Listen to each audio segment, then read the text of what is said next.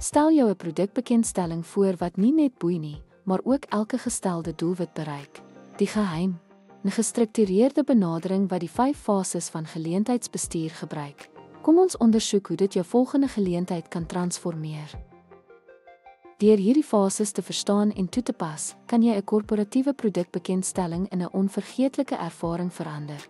Van navorsing tot evaluering speel elke stap 'n deurslaggewende rol om sukses te verseker. Begin met deeglike navorsing om jou geleentheid se doelwitte te definieer en jou gehoor te verstaan. Hierdie fondament lei elke besluit en verseker dat jou geleentheid by tegnologie-entoesiaste en beïnvloeders aanklank vind. Ontwerp jou geleentheid om in lyn te wees met jou handelsmerk.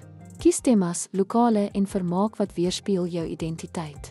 Elke ontwerpkeuse beïnvloed jou gehoor se ervaring en maak dit onvergeetlik. Ontwikkel 'n omvattende plan wat logistieke, bemarkings en tegniese behoeftes dek. Berei voor vir onverwagte uitdagings met gebeurlikheidsplanne.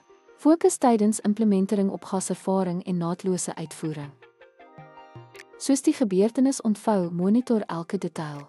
Pas klankvlakke aan, help vips en verseker dat alles glad verloop. Jou aandag aan detail sal 'n blywende indruk op deelnemers laat.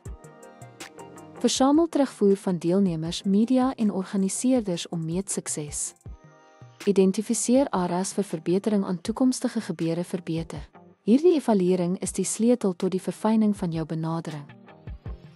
Deur elke geleentheid te evalueer, verseker jy volgehoue sukses. Onthou, gestruktureerde beplanning en uitvoering lei tot onvergeetlike ervarings.